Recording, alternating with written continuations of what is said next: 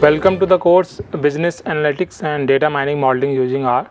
So, in the previous lecture, we were discussing k nearest neighbors, KNN, and we covered the theoretical aspect. We also did an exercise. So, mainly the discussion and the exercise that we had was actually specific to the classification task.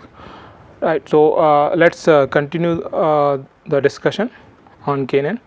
So, a few things that we wanted to discuss with respect to the classification task. So, we will do that. So, in the example that we had done, right. So, that was about mainly the majority decision rule.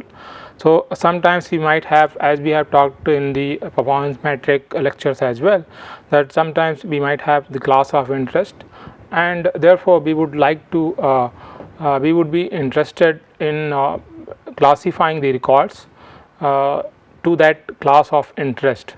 So, even if it comes at the expense of misidentification or misclassification of more records of the other classes, right. So, in that sense, the majority rule that we have been talking about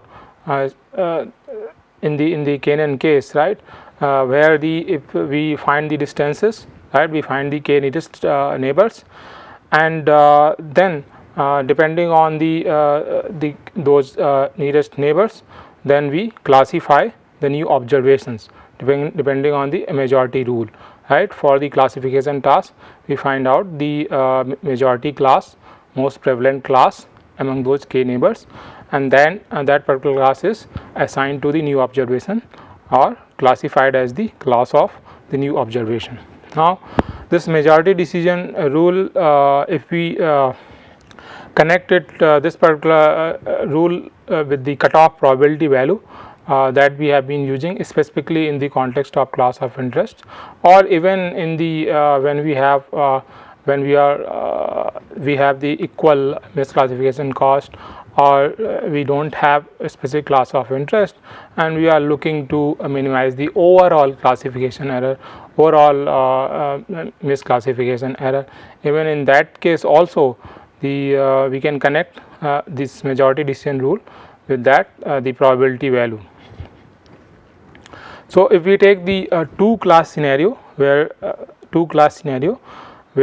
we have to classify our records either to class 1 or class 0, the majority rule is similar to the cutoff value of 0.5, right. So, for example, if we have 10 records, and out of those 10 records, if the 6 records belong to class 1 and 4 records belongs to class 0. So, as per the majority rule, the class 1 would actually be assigned because it is more prevalent. So, more number of records belong to the class 1, having 6 records belonging to class 1. So, it being more prevalent class and having the majority. So, this particular class would be assigned to the new observation. Now, we just compute the probability using the same example: 10 records, 6 of them belonging to class 1 and remaining 4 belonging to class 0. So, probability of a particular record belonging to class 1 would be 6 divided by 10, that is 0.6, and the probability of a particular record belonging to class 0 would be the 4 divided by 10, that is 0.4, right. So, in that case also, if we follow this two class scenario, we follow the cutoff value of 0.5. So, the 0.6 that being more than this cutoff value. So, the class new observation would again be classified into class 1. So, whether we use the majority rule especially in two class scenario, whether we use the majority rule or the cutoff value concept, we would get the same result. So, majority rule, the majority decision rule can be easily connected with the cutoff probability rule that we talked about in the previous lectures. In case we have, so the same thing can be extended to m classes scenario, wherein if you have m classes, again there also, as per the majority rule, we will find the most prevalent class, right. That class would be assigned to the new observation. So if we talk about the cutoff value, the probability value, so for example there are 4 or 5 classes, they will have different probability value of belonging to those particular classes, like 0.3 and 0.3 again, 0.25, 0.2. So these kind of, if there are 3-4 classes, so these are the kind of probability values that we might have. So again there also the highest probability value that can be used, and the new observation can be assigned to that particular class of having highest probability value. So this particular concept can be easily extended into m classes scenario. So majority decision rule that we have been talking about can be easily connected with the probability based values, and using the cutoff probability value to classify the new observations. So next thing that we want to talk about is the K-NaN for multi-class scenario. So as we have been talking about, we have been mainly discussing, and the exercise that we have done, that was mainly for the 2-class scenario, right. So K-NaN, all the concepts, the different steps, let's look at the steps that we had discussed, right. So these are the steps. So most of these steps you can see that they can be easily extended to an m class scenario, right, more than 2 class scenario. You can see the first step being compute the distance between the new observation and training partition record. So whether it's a 2 class scenario or m class scenario, so this step is going to remain same. Still we are going to compute the distance between the new observation and training partition records, then determine k nearest or closest records to the new observation, right. So that also, this step will also more or less remain same, determining k nearest neighbor, selecting that that value, right. So that will also remain same. Now find most prevalent class among k neighbors. So that is where things will change, whether, depending on whether it is a 2 class scenario or a m class scenario, and then it would be predicted, it would be the predicted class of new observations, the most prevalent class. There also we can use the probability value, so class having the highest probability value among these k neighbors, so that can easily be assigned. So easily this 2 class scenario and the exercise that we had done, that can be easily extended to m class scenario. Now once we have talked about how that majority decision rule can be connected with the cutoff probability based method for assignment of classes, now let's come to the our class of interest. So till we have been talking about, till now we have been talking about when we don't differentiate between different classes, and we would like to optimize for the overall error, right. So we would but in some situation, as we have talked about in previous lecture, specifically the lectures in performance metrics topic, right. So there sometimes we might be we might have the class of interest, and therefore sometimes we might like to identify more records belonging to this particular class of interest, even if it comes at the expense of misclassifying records in the other classes. So how do we change our steps for this? So instead of the majority rule, now we can compare proportion of k neighbors belonging to class of interest to a user specified cutoff value. So now we won't be looking at the probability value for all the classes among k neighbors and then finding out the class having the highest probability value. So instead of that, instead of following this majority rule or the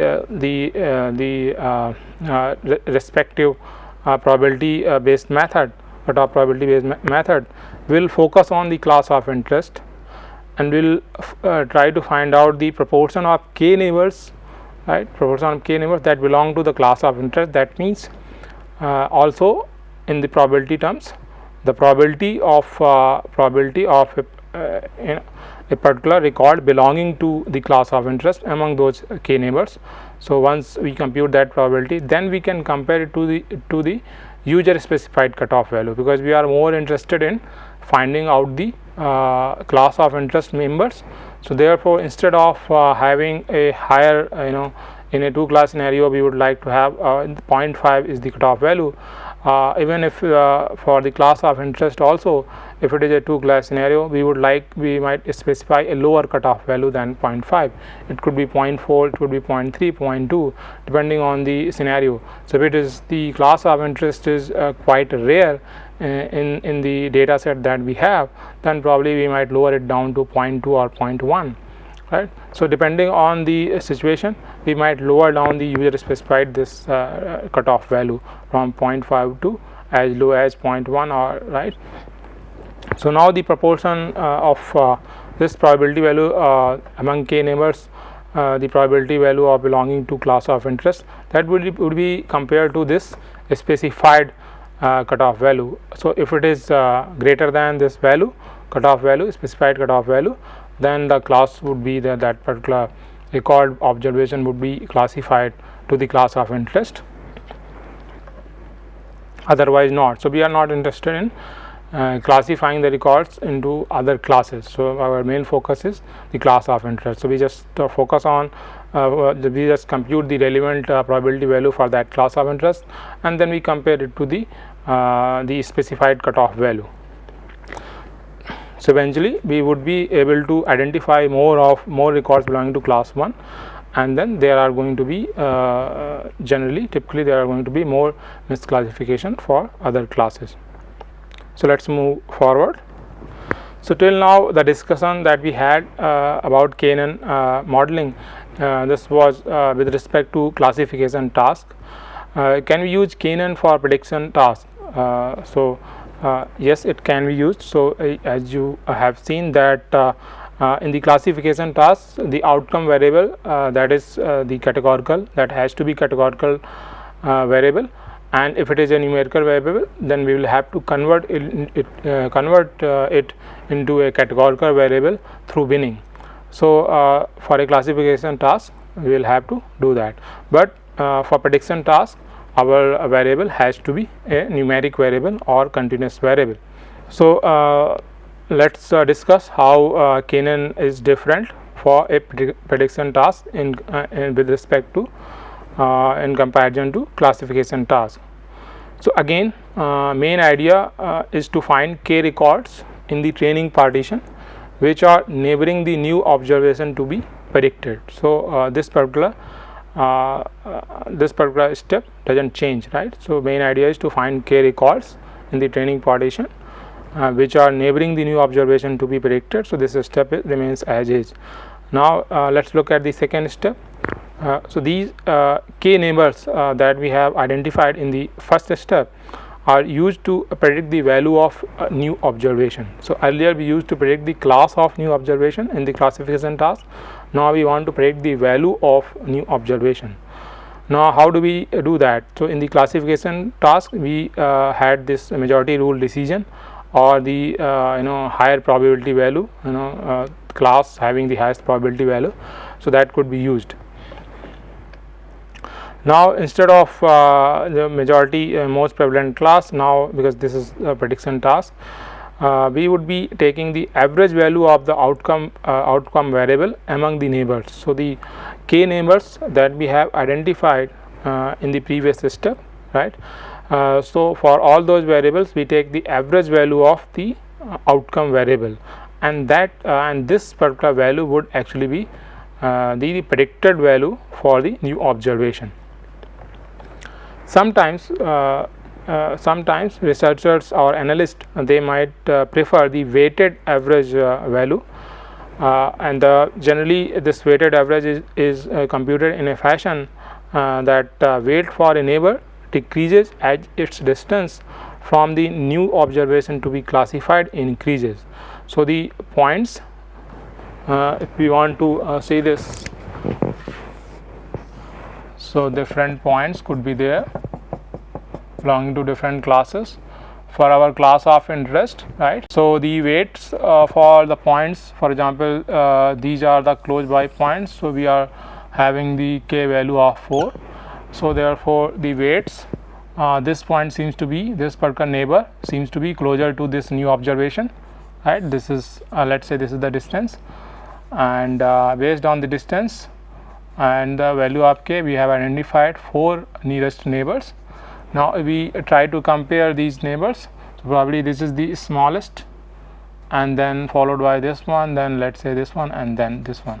So as the distance increases, right, as the distance increases, the weight would be decreasing. So we can give more preference to the record which is closer to the new observation. So more weight for this particular record, followed by this record, then this and this. So as the distance between records, between the record and the between the new observation and the record increases, the weight will actually decrease. So weighted average is also sometimes used in K-NIN for prediction tasks. Now the change in performance matrix. So earlier we were looking to minimize the overall error, overall misclassification error, right? So that was the metric for classification task. When we talk about the performance metric, as discussed in the performance matrix topic, different lectures that we had, right? So we talked about various metrics that could be used for the prediction task. So we also talked about the RMSE. So in this case, RMSE is generally used, but we can also use some other prediction error metric that we talked about in those lectures. So if we compare the steps steps of K-NIN for classification task and the prediction task, the first step remains same, that we try to identify the k records, right, the k nearest neighbors, and then either we pick for the classification, we find out the most prevalent class, and for the prediction we try to take the average value as the predicted value among the k nearest records. So if we are interested in understanding the steps in more detail, finding neighbors and prediction. So let's go through these steps once again. So number 1 is going to be compute the distance between the new observation and training partition records, right? So we'll have to compute the distance between the new observation and training partition records. So if there are more records in the training partition, then we will have to compute more such distances, right, even for just one new observation. If there are more records in the training partition, more distance computation would have to be performed. Once this is done, determine k nearest or closest records to the new observation, which is now easy to do. We can just sort those records in the in the increasing order, and first few records which are closer, first k records which are the closest or nearest, having the smallest distances, they can be picked as the k nearest or closest records to the new observation. Once this is done, then we can compute the average or weighted average of outcome variable values among k neighbors, as we talked about. And now this particular value, this average value or the weighted average value of outcome variable values of among these k neighbors, that can be that is going to be the predicted value of new observation. So let's talk about a few more specific points on K-NIN algorithm. So some of the advantages of K-NIN are very obvious. So for example, simplicity. So you can as you might have understood through these steps, very simple steps that we have been discussing. So simplicity is the advantage in K-NIN algorithm, and it's a non-parametric approach, so we don't have to estimate any parameter which is from any assumed functional form. For example, as we talked about in linear regression, multiple linear regression, and there we have to estimate the betas and other parameters, right? So we don't have to follow any such functional form, linear or other forms, and we just have to have to measure the similarity, and that too we have lots of distance metric which can be used as distance based similarity matrix, and that are generally used.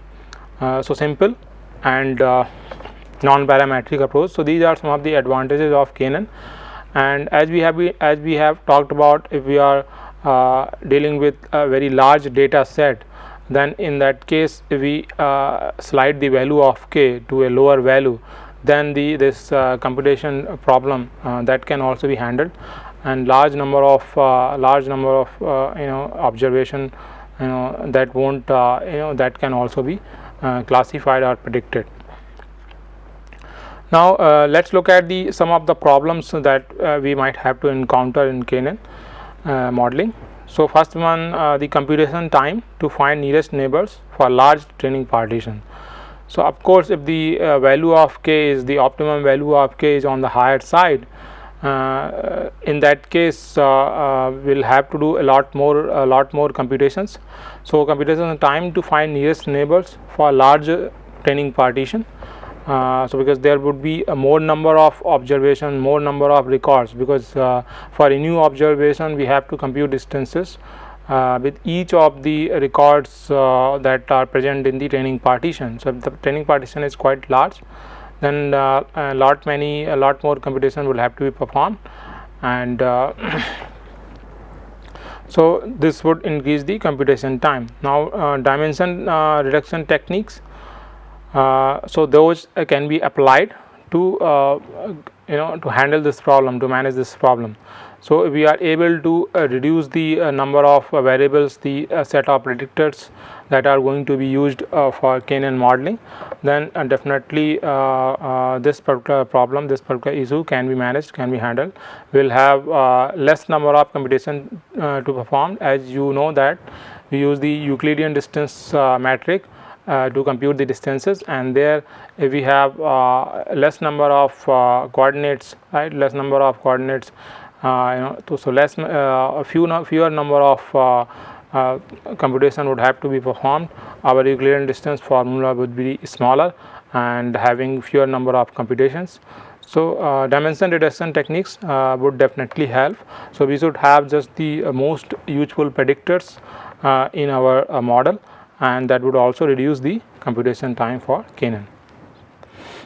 Now another approach to handle this problem could be steps to find neighbors can be optimized using efficient data structures for search operations like tree, because when we want to find out the k nearest neighbor, right, so if the value of k is on the higher side, right, so it can take a lot of computation time. Search algorithms would have to be can actually be, there are many optimized more efficient search algorithms, so that could be used. Some data structure, efficient data structures, for example trees, are also available, which can significantly reduce this particular time, this search time, right. So those can be used so that the steps to find neighbors, they can be optimized. So in that sense also we would be able to reduce the computation time to find nearest neighbors. Now the another thing that can actually be done is the identification and pruning of redundant records from training partition. And now these records which will not be included in neighbor search steps. So there are going to be few records, or depending on the data set, if the data set is quite large, there are going to be many records which might not be many records in the training partition, which might not be required for the neighbor search steps, right. So they will always be crowded by other records which also fall in the same class, especially if it is a classification task. So many such records would also fall, they will be crowded by the records belonging to the same class.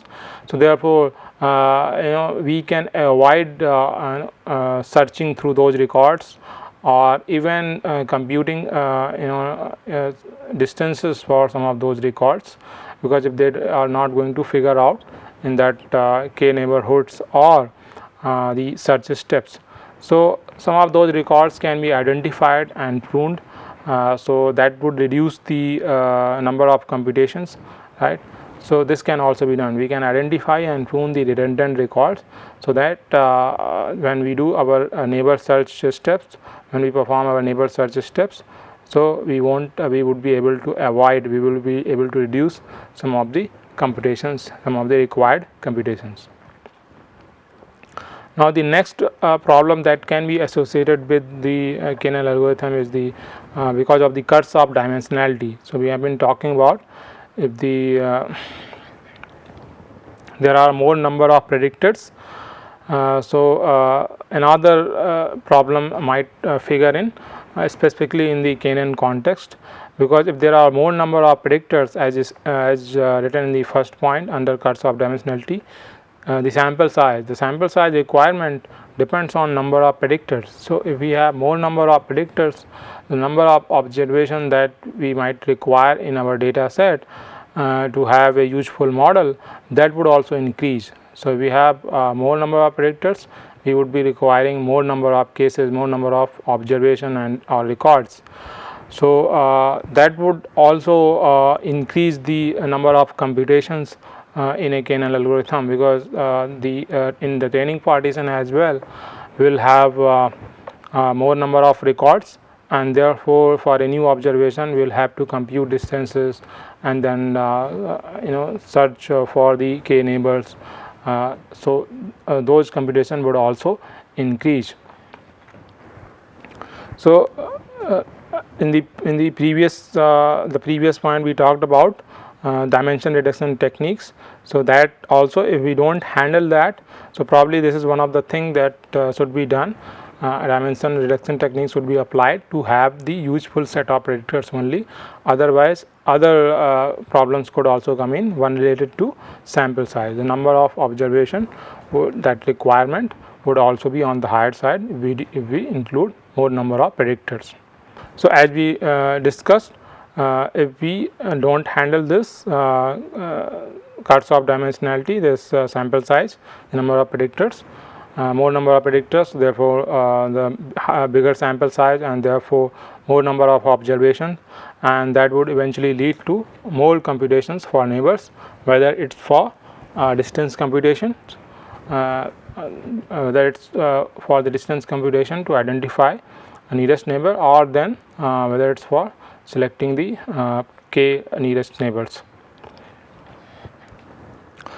So even with these limitations, the KNN algorithm in some situations it outperforms many other algorithms because of this. Depending on the requirement, the optimum value of k could be lower down, and still will have useful results. And in some situation, this still remains one of the useful algorithm. So with this, we conclude our discussion on k nearest neighbor. In the next lecture, we will start our discussion on naive Bayes. Thank you.